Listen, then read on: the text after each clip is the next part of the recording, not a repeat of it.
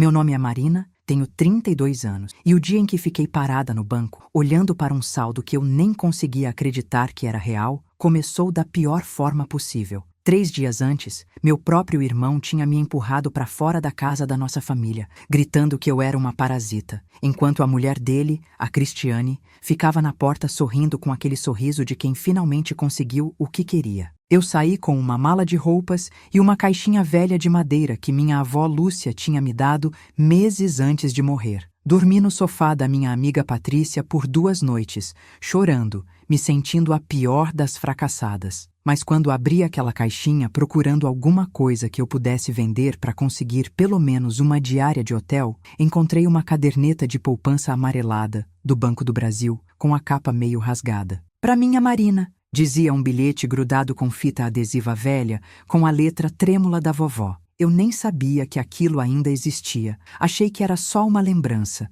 uma poupança antiga com uns R$ 50 esquecidos. Fui até a agência porque precisava de qualquer coisa, qualquer valor que me ajudasse a não me sentir tão perdida. Quando o gerente digitou os números no computador, ele empalideceu. Literalmente ficou branco. Senhorita, por favor, sente-se. Você precisa ver esse valor, ele disse, virando a tela do computador para mim. E eu olhei. E tive que segurar na mesa para não cair da cadeira. 847 mil reais. 847 mil reais. Minha avó, aquela mulher que economizava cada centavo, que guardava dinheiro debaixo do colchão durante anos, tinha deixado isso para mim. E nem o meu irmão Felipe, nem a víbora da Cristiane, nem ninguém da família sabia. Deixa eu te contar desde o começo, porque essa história não começou no banco. Começou muito antes, na verdade. Começou quando a Cristiane entrou na nossa família como um furacão disfarçado de brisa suave. Felipe conheceu ela num evento corporativo. Ela trabalhava como assistente executiva numa empresa de tecnologia e era tudo o que ele achava que queria. Bonita, arrumada, falava bem, sabia se comportar em jantares chiques. Eu tinha 25 anos, Felipe tinha 28. Nós sempre fomos próximos na infância. Ele me defendia na escola, a gente jogava videogame junto,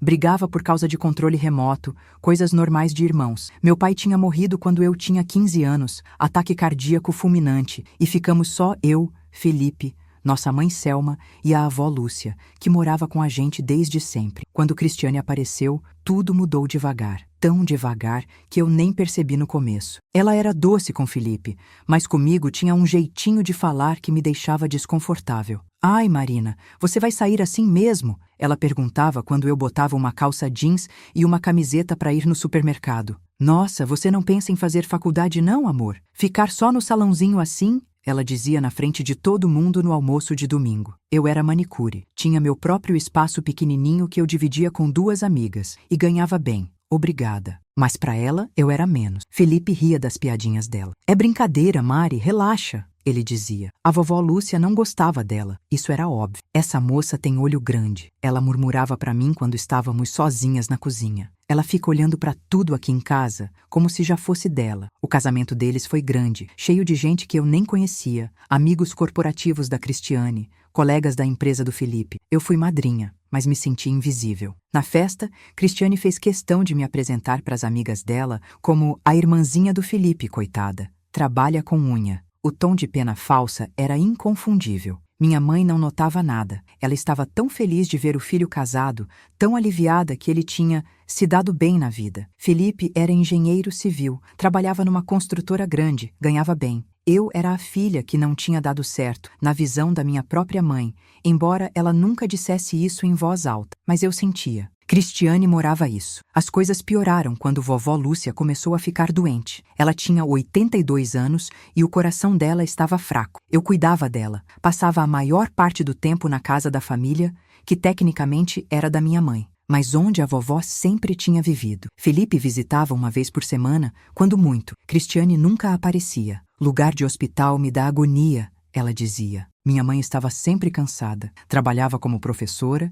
e chegava em casa exausta. Então, era eu mesmo que ficava, que dava os remédios, que segurava a mão dela nas madrugadas quando ela tinha medo. A vovó me olhava com aqueles olhos fundos, cansados, e segurava minha mão. Você é boa, Marina. Você sempre foi boa. Não deixa ninguém te fazer esquecer disso. 1 mês antes de ela morrer, me chamou no quarto. Abre aquela gaveta ali, ela disse. apontando para uma cômoda antiga. Dentro tinha a caixinha de madeira. Isso é seu. Não conta para ninguém ainda. Quando eu partir, você abre. Vai te ajudar a ter sua vida, longe daqui se for preciso. Eu prometi. Achei que era alguma joia de família, algum anel antigo. Nunca imaginei o que realmente era. Quando vovó Lúcia morreu, foi como se a família inteira desmoronasse. Minha mãe entrou em depressão profunda. Felipe ficou mais distante e Cristiane começou a agir. Selma, você não pode ficar sozinha nessa casa enorme, ela dizia para minha mãe. Por que você não vende e compra um apartamento menor, mais prático? Ou melhor ainda, vem morar com a gente. Minha mãe parecia uma criança perdida, acenava com a cabeça para tudo. E a Marina pode alugar um lugar para ela, né? Ela é independente, tem o salão. Eu estava ali, na sala, ouvindo isso. Ninguém tinha me perguntado nada. Felipe não disse uma palavra, só olhou para o celular. As coisas aceleraram. Cristiane começou a falar em reformar a casa para vender melhor. Se a gente mexer na cozinha e pintar, valoriza uns 100 mil fácil, ela dizia, já escolhendo cores. Minha mãe assinava tudo que colocavam na frente dela. Eu tentei falar. Mãe, será que não é cedo para pensar nisso? A casa é nossa história. Cristiane riu. Marina, querida, história não paga a conta. Sua mãe precisa de grana para viver bem. Não de uma casa velha cheia de goteira. Não tinha goteira nenhuma, mas tudo bem. Então, veio o Natal daquele ano. Reunião de família na casa, que já estava meio desmontada com as reformas. Cristiane tinha cozinhado, fez questão de deixar claro que ela era a nova matriarca. No meio do jantar, Felipe anunciou: a gente decidiu que vamos vender a casa no início do ano. Já tem uns interessados. O dinheiro vai ser dividido. Metade para a mãe, metade para mim e para Marina. Cristiane sorriu. Ah, e Marina, a gente já viu um apartamento bonitinho para você alugar. Tem vaga de garagem, é pequenininho, mas dá para o seu perfil. Meu perfil. Como se eu fosse um animal de estimação sendo realocado. E se eu não quiser sair? Eu perguntei. O silêncio foi tenso. Felipe finalmente me olhou. Mari, você tem 31 anos. Não vai morar com a mãe para sempre. É hora de crescer. Eu não morava com a mãe para sempre. Eu estava ali cuidando dela desde que a vovó morreu. Mas ninguém via isso. Respirei fundo. Por fora, calma. Por dentro, um vulcão. Tá bom? Foi só o que eu disse. Cristiane bateu palma. Ótimo. Madura da sua parte. Vaca. A venda da casa foi rápida. Um casal de empresários pagou 680 mil reais. Minha mãe ficou com 340 mil reais e foi morar num apartamento que Cristiane ajudou a escolher, perto da casa deles. Felipe ficou com 170 mil reais. E eu? Eu deveria ficar com 170 mil reais também.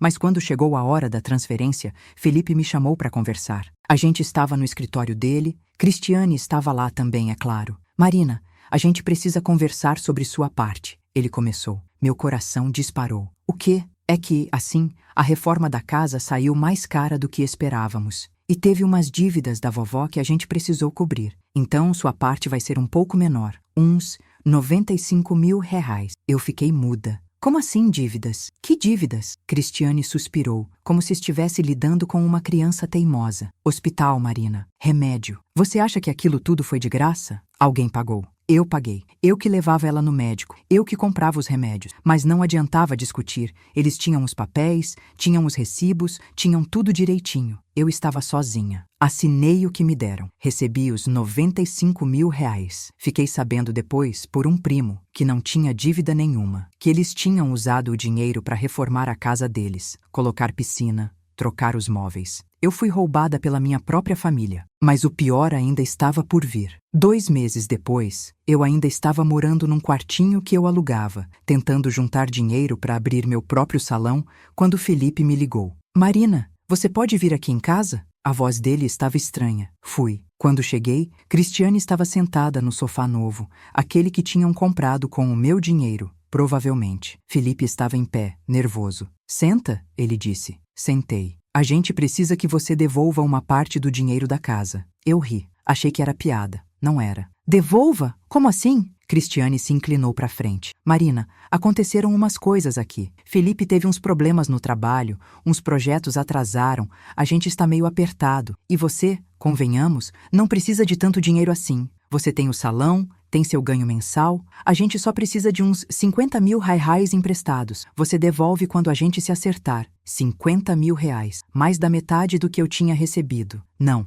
eu disse. Simples assim. Felipe explodiu. Não, Marina, eu sou seu irmão, eu sempre cuidei de você. Cuidou? Eu disse, e minha voz estava tremendo, mas não de medo, de raiva. Você deixou sua mulher me humilhar, me roubar, e agora quer mais? Ele deu um passo na minha direção. Roubar? Ninguém roubou nada. Você é uma ingrata. A gente te acolheu, te deu oportunidade, e você vem com essa? Cristiane se levantou. Vaza, Marina, vaza da minha casa, e não volta enquanto não aprender a ter gratidão. Felipe não me defendeu, não disse nada, só ficou lá, de braços cruzados. Eu peguei minha bolsa e fui embora, e não voltei. Cortaram contato comigo. Minha mãe, coitada, estava tão manipulada que também parou de atender minhas ligações. A Cristiane disse que você foi grossa com eles, Marina. Eu não esperava isso de você. Ela disse na última vez que conversamos. Eu estava completamente sozinha. Usei o dinheiro que tinha para investir no salão, comprei equipamento, aluguei um ponto melhor, mas a ferida não fechava. Eu acordava de noite com raiva, com mágoa, com uma vontade de gritar. Foi quando me lembrei da caixinha da vovó. Eu tinha guardado no armário, junto com algumas fotos. Abri, tinha algumas joias simples, um terço, cartas antigas e a caderneta. Aquela caderneta ridícula, velha, que parecia não valer nada, mas tinha o bilhete. Para minha Marina. E eu pensei, vou ver o que tem. Pelo menos vai me dar alguma coisa para não me sentir tão ferrada assim. E foi quando eu entrei naquele banco, naquela agência do Banco do Brasil no centro, e tudo mudou. Depois que o gerente me mostrou o valor, eu não conseguia processar. Ele continuava falando, mas eu não escutava nada. Senhorita, esse dinheiro está aplicado desde 1985. Sua avó fez depósitos regulares por mais de 30 anos. Com a correção, os juros compostos... Eu olhava para a tela. 847 mil reais. 847 mil reais. A vovó Lúcia tinha guardado isso durante uma vida inteira, centavo por centavo, e tinha deixado para mim, só para mim.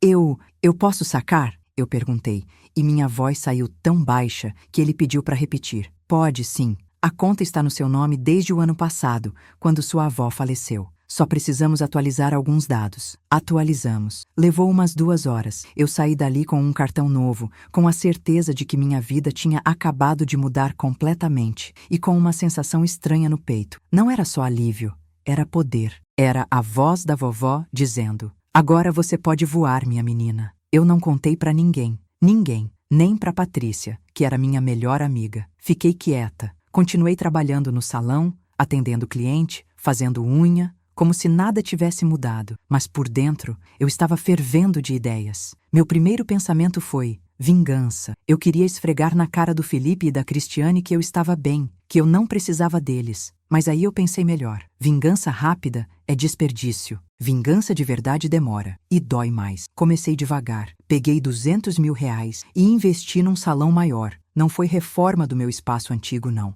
Eu comprei um ponto comercial inteiro numa região nobre da cidade. Salão grande, moderno, 6 cadeiras de manicure, espaço para cabeleireira, sala para estética. Contrarei 3 manicures, uma cabeleireira e uma esteticista. Comprei equipamento de primeira linha. Fiz propaganda em rede social, criei perfil no Instagram, tirei fotos profissionais. Em 3 meses, o salão estava bombando. Eu tinha fila de espera. A coisa ficou tão grande que eu nem atendia mais cliente direto, só gerenciava. Meu lucro mensal passou de 3 mil reais para 35 mil reais e ninguém da família sabia. Eu via os posts da Cristiane no Instagram. Ela adorava postar foto de tudo. Da casa, das roupas, das viagens. Mas alguma coisa estava diferente. As postagens estavam menos frequentes. As fotos, mais repetidas. Ela postou uma vez. Dias difíceis ensinam mais que dias fáceis. Com uma foto dela olhando para a janela, toda dramática. Eu fui investigar. Liguei para um primo distante, o Rodrigo, que trabalhava no mesmo ramo que Felipe. Rodrigo, como anda seu irmão? Ele riu, meio sem graça. Ah, Marina, você não soube? Felipe foi demitido. Faz uns 4 meses. Parece que ele errou num projeto grande, a construtora perdeu dinheiro e ele foi o bode expiatório. Demitido. E ele está fazendo o quê? Procurando emprego, imagino. Mas tá difícil, né? Mercado tá ruim. E pelo que eu sei, ele tá devendo para um monte de gente. Pegou empréstimo, financiou carro. Interessante. Muito interessante. Eu poderia ter sentido pena. Poderia. Mas não senti. Eu lembrei do dia que ele me expulsou da casa dele. Lembrei da Cristiane chamando eu de ingrata. Lembrei dos 75 mil reais que eles me roubaram da herança. E eu sorri. Calma, Marina. Calma. seu momento vai chegar. Mais 2 meses se passaram. O salão estava cada vez melhor. Eu comprei um carro novo, um Compass branco, zerado, aluguei um apartamento lindo, 2 quartos, sacada com vista, mobília completa, arrumei meu cabelo, mudei meu estilo, comecei a frequentar lugares diferentes. E eu esperava o momento certo. Esse momento chegou no aniversário da minha mãe. Ela fez 60 anos e Felipe organizou um almoço na casa dele. Minha mãe me ligou, pela primeira vez em meses. Marina, filha, você vem no meu aniversário, né? Eu sei que vocês brigaram, mas é meu dia. Eu quero meus filhos perto de mim. A voz dela estava triste, cansada. Eu podia ter recusado, podia ter deixado eles lá, na vidinha medíocre deles, sem nem saber do meu sucesso. Mas não. Eu queria que eles vissem, queria que eles sentissem o gosto amargo de terem me subestimado. Eu vou, mãe. Claro que vou. No dia do almoço, eu caprichei. Vesti um vestido linho bege, discreto, mas caro, R$ 800.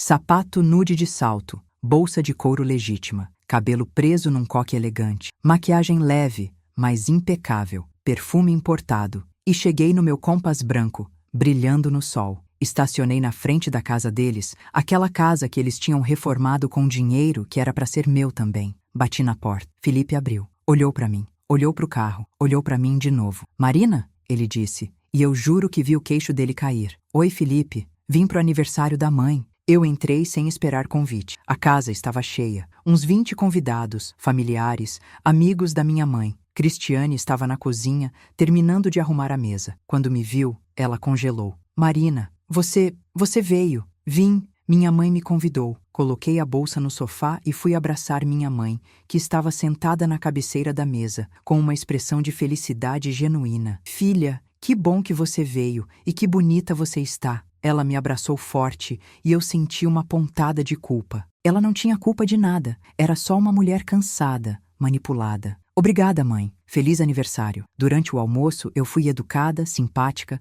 respondi perguntas de parentes que eu nem via há anos. Marina, o que você está fazendo? Tenho um salão de beleza, tia Vera. Está indo muito bem, graças a Deus. Você está diferente, mas arrumada. Estou cuidando mais de mim, tia. Cristiane não tirava os olhos de mim. Felipe estava tenso, mexia na comida sem comer. Eu estava adorando cada segundo. Depois do almoço, na hora do café, Cristiane não aguentou. Veio falar comigo no canto da sala, longe dos outros. Marina, que carro é aquele ali fora? Meu, por quê? Seu? Você comprou um carro de R$ 200 mil?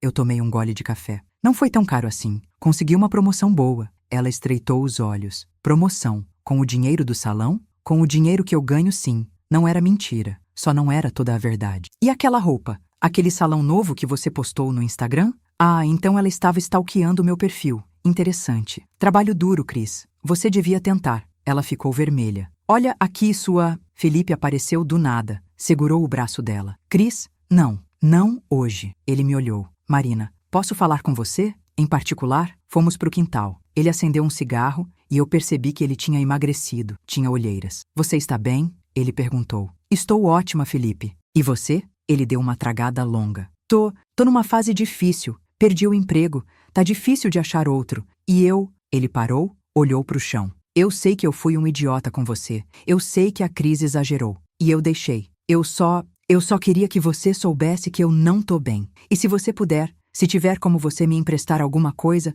só para eu segurar as pontas... Ele estava me pedindo dinheiro. O homem que me expulsou da casa dele, que me roubou, que me humilhou, estava me pedindo dinheiro. Eu podia ter rido, podia ter jogado na cara dele tudo o que ele me fez. Mas eu não fiz nada disso. Respirei fundo. Calma, Marina. Felipe, eu não posso te ajudar. Marina, por favor, é só... Eu não posso. E não vou. Você fez sua escolha quando me botou pra fora. Agora você vive com as consequências. Saí do aniversário logo depois. Minha mãe ficou triste. Pediu pra eu ficar mais. Mas eu disse que tinha compromisso. Abracei ela, prometi visitar mais vezes. E fui embora no meu carrão, deixando meu irmão e minha cunhada olhando pela janela, com aquelas caras de quem acabou de ver um fantasma. Mas eu não tinha terminado, nem de longe. 2 semanas depois, eu recebi uma ligação. Era da empresa de cobrança. Senhorita Marina, a senhora é irmã de Felipe Tavares? Sou. Estamos ligando porque o senhor Felipe está com dívidas em atraso e colocou a senhora como referência familiar. A senhora poderia nos passar um contato atualizado dele? Dívidas. Ele estava sendo cobrado.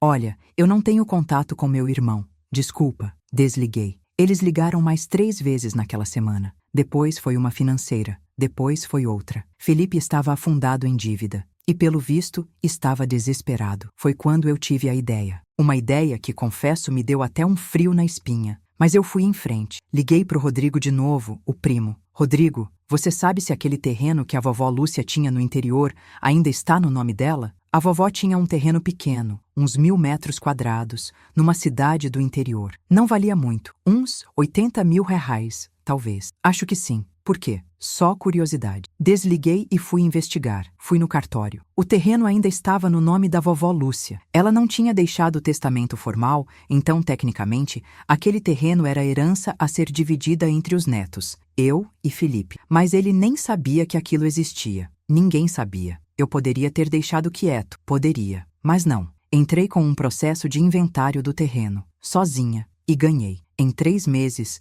o terreno era meu. Legal, registrado, escriturado, meu. Vendi por 95 mil reais, o exato valor que Felipe tinha me deixado da herança da casa. Mas o melhor ainda estava por vir. Porque enquanto eu cuidava da minha vida, prosperava, investia, crescia, a vida do Felipe e da Cristiane desmoronava. E não era só por causa do desemprego dele. Tinha mais coisa, muito mais. Foi minha mãe quem me contou, sem querer. Ela começou a me ligar mais, depois do aniversário dela. Acho que viu que eu estava bem, que não estava acabada como eles tinham imaginado. E ela começou a desabafar comigo. Marina, eu tô preocupada com seu irmão. A Cristiane tá muito nervosa, grita com ele direto. Outro dia eu fui lá e escutei ela gritando que ele era um fracassado, que ela tinha largado um emprego bom para casar com ele e agora estava passando vergonha. Ela largou o emprego? Eu perguntei. Não foi bem isso. Acho que ela foi demitida, na verdade, mas ela não assume. Interessante. Comecei a investigar. Pedi para um amigo que trabalha em RH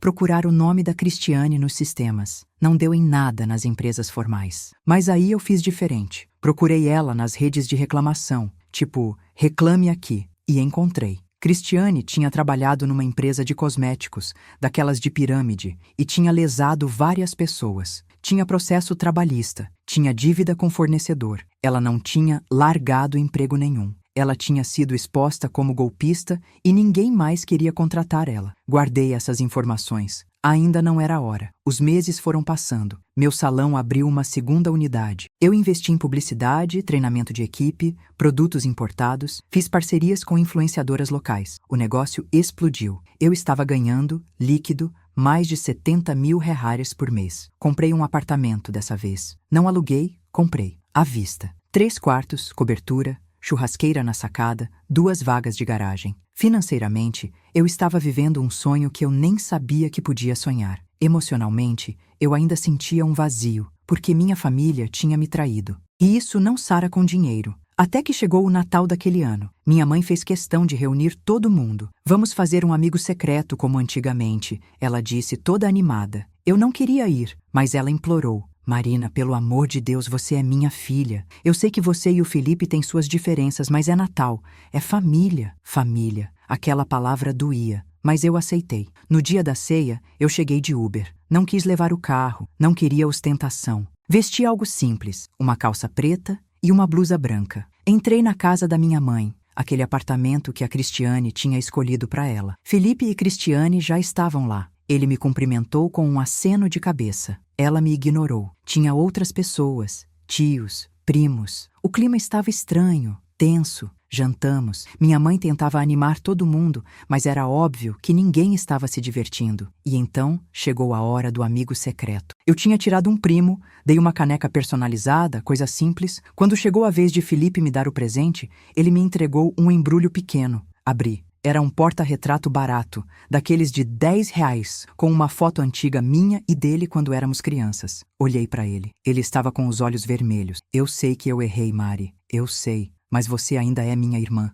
Cristiane bufou, cruzou os braços. Eu podia ter abraçado ele. Podia ter perdoado ali mesmo. Mas eu me lembrei de tudo, de cada humilhação. E eu disse, legal, Felipe. Obrigada. E guardei o porta-retrato na bolsa. Mas na hora de ir embora, minha mãe me chamou no quarto, fechou a porta. Marina, eu preciso te contar uma coisa, e você não pode falar para ninguém. Meu coração acelerou. O que foi, mãe? Ela sentou na cama, mexeu nas mãos, nervosa. Sua avó Lúcia, antes de morrer, Ela me deu uma carta. Disse para eu te entregar só se eu achasse que você precisava. Eu guardei. E eu acho que agora é a hora. Ela abriu a gaveta do criado mudo, tirou um envelope amarelado. Meu nome estava escrito na frente, com a letra da vovó. Abri. Dentro, tinha 2 folhas de caderno, escritas à mão. Comecei a ler. Minha querida Marina, se você está lendo isso, é porque sua mãe achou que era a hora certa. Eu quero que você saiba que eu sempre te amei mais que tudo nessa vida. Você foi a neta que ficou comigo, que cuidou de mim,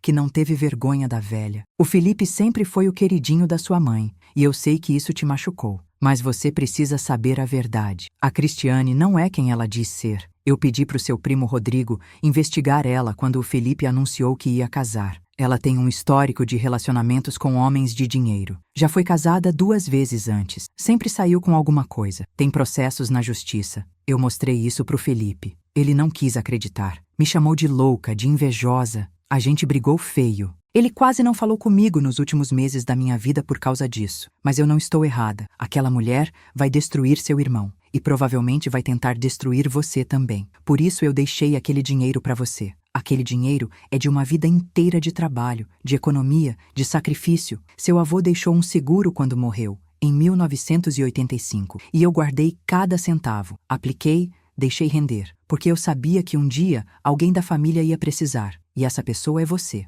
Use esse dinheiro com sabedoria. Não conte para ninguém até ter certeza de que está segura. E se seu irmão te procurar pedindo ajuda, você decide. Mas saiba que ele fez a escolha dele quando escolheu aquela mulher em vez da família. Eu te amo, minha menina. Seja forte e não deixa ninguém te fazer de boba. Vovó Lúcia. Terminei de ler com as mãos tremendo. Minha mãe estava chorando. Ela sabia, Marina. Ela sempre soube. E eu fui idiota de não acreditar nela. Mãe, eu deixei a Cristiane mandar em tudo. Deixei ela te tratar mal. Deixei ela convencer o Felipe a te tirar da herança. Eu fui uma péssima mãe. Ela me abraçou. E pela primeira vez em meses, eu chorei também. A gente ficou ali, abraçada, por um tempo que pareceu eterno. Quando me afastei, limpei as lágrimas. Mãe, a senhora não foi péssima. A senhora estava sozinha, triste, vulnerável. A Cristiane aproveitou disso, mas agora acabou. Agora a gente sabe quem ela é. Saí daquela casa com a carta guardada na bolsa e uma certeza fria no peito.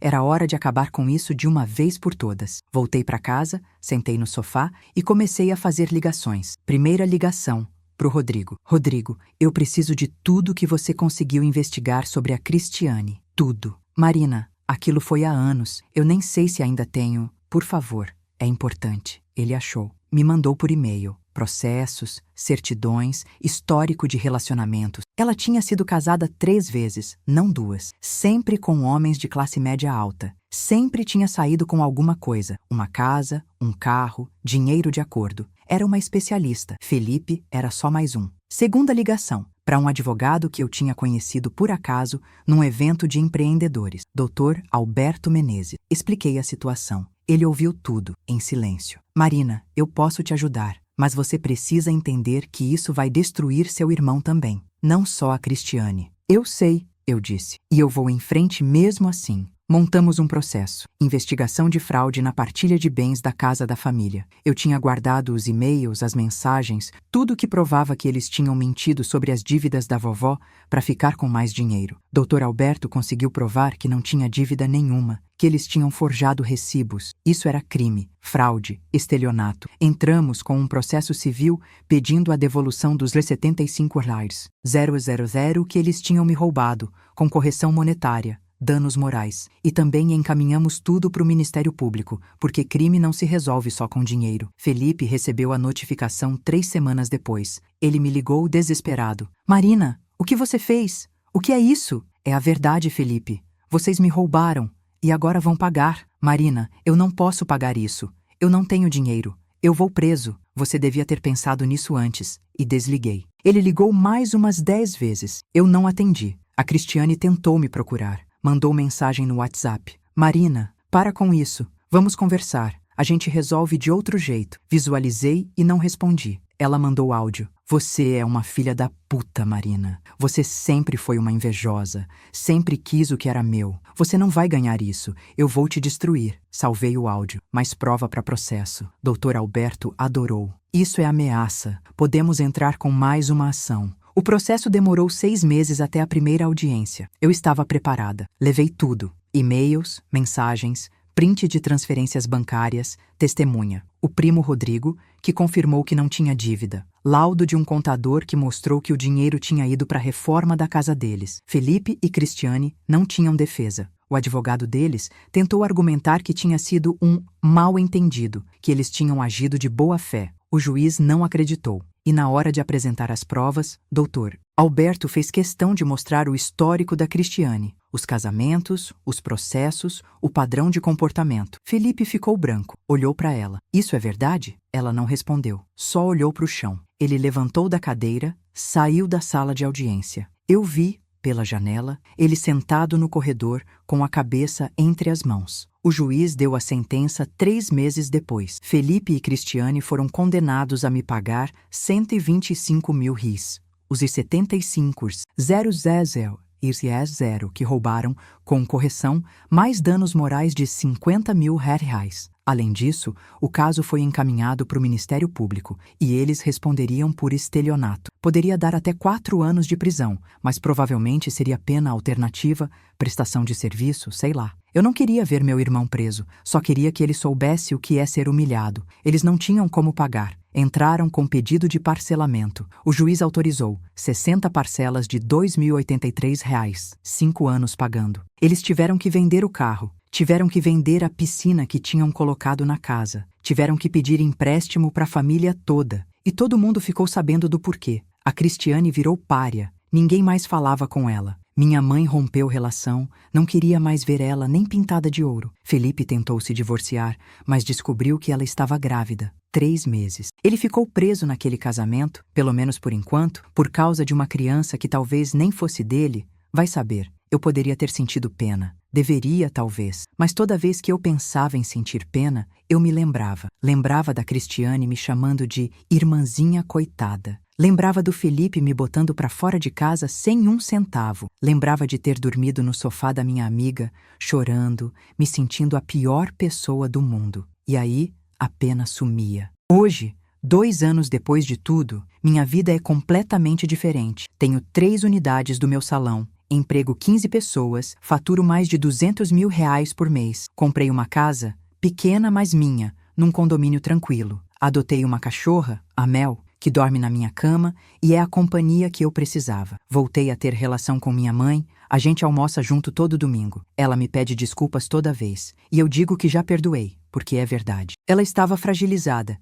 e a Cristiane se aproveitou. Felipe está vivendo. Mal, mas está vivendo. Ele arrumou um emprego como autônomo, faz projetos freelancer, ganha pouco, mora num apartamento alugado, pequeno, longe de tudo. Paga a pensão para mim religiosamente, todo mês. A Cristiane teve o bebê, um menino. Pelo que minha mãe me contou, ela não ficou nem 6 meses depois do parto. Pegou o menino e foi embora. Voltou para a cidade natal dela. Largou Felipe. Ele ficou destruído. Mas, honestamente, ele mereceu. Não por ter se apaixonado pela pessoa errada. Isso acontece, mas por ter escolhido essa pessoa em vez da própria irmã, por ter sido cúmplice da humilhação, por ter deixado a ganância e a fraqueza falarem mais alto. Eu não tenho relação com ele. A gente se vê em aniversário da minha mãe, a cena de longe, e só. Ele tentou pedir desculpas algumas vezes. Eu ouvi, agradeci, mas deixei claro, eu não confio mais nele, e talvez nunca mais confie. Algumas coisas não voltam ao que eram, e tudo bem. Eu aprendi que perdoar não é esquecer, e não é obrigatório voltar a ter proximidade com quem te machucou. A maior lição que eu tirei de tudo isso, que família não é só sangue. Família é quem fica do seu lado quando tudo desmorona. Família é quem te ergue, não quem te empurra. E que silêncio, às vezes, não é fraqueza. Silêncio é estratégia. Eu fiquei em silêncio enquanto eles achavam que tinham vencido. Enquanto eles gastavam dinheiro que não era deles, enquanto eles riam da minha cara, enquanto eles me subestimavam, e quando eu finalmente abri a boca, eu já tinha todas as cartas na mão. Eu já tinha vencido antes mesmo deles perceberem que estavam jogando. A caderneta da minha avó não foi só dinheiro, foi liberdade, foi poder, foi a voz dela dizendo: "Você merece mais do que isso, Marina. Você sempre mereceu." E ela estava certa. Eu merecia. E agora eu tenho. Se você está aí, lendo isso, e já passou por algo parecido, se já foi humilhado por gente da sua própria família, se já se sentiu pequeno, invisível, desvalorizado, eu quero que você saiba de uma coisa: você não está sozinho. E você não precisa aceitar isso. Às vezes a gente acha que família é para sempre, que a gente tem que engolir desaforo porque é sangue do meu sangue. Mas não é assim. Respeito se exige. Dignidade não se negocia. E se alguém te tirar isso, mesmo sendo família, você tem todo o direito de se afastar, de se proteger e sim, de buscar justiça. Não estou dizendo que vingança é a resposta. Não é. Vingança não cura ferida, não traz paz, mas justiça é diferente. Justiça é você não deixar passar impune quando alguém te rouba, te mente, te trai. Justiça é você se levantar, limpar as lágrimas e mostrar que você é muito mais forte do que eles imaginavam. E se tem uma coisa que eu quero deixar para você que está me ouvindo agora é: documente tudo, sempre. Guarda e-mail, guarda mensagem, tira print, grava áudio, quando for legal, anota a data e horário de conversas, porque se um dia você precisar provar alguma coisa,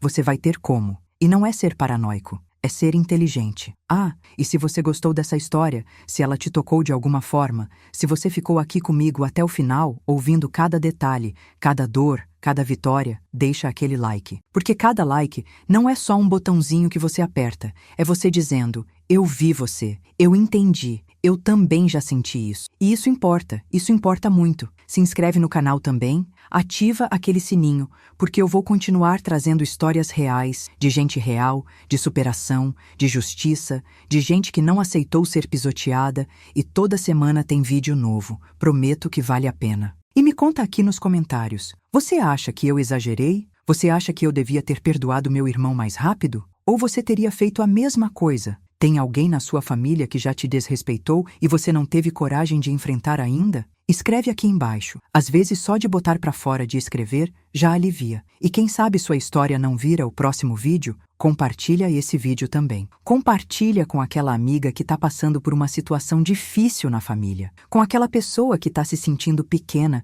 que tá achando que não tem saída. Porque às vezes a gente só precisa ouvir que tem alguém que passou por isso e sobreviveu. E mais do que sobreviveu, prosperou. No próximo vídeo, eu vou contar a história de uma mulher que descobriu que o marido estava desviando dinheiro da empresa dela para sustentar a amante. E o que ela fez com essa informação foi de arrepiar. Você não vai querer perder. Fica de olho. Obrigada por ter ficado aqui comigo até o final. De coração mesmo. Sua presença, seu tempo, sua atenção, tudo isso importa. Você importa. E não deixa ninguém te fazer esquecer disso. Até o próximo relato. E lembra, você é mais forte do que imagina.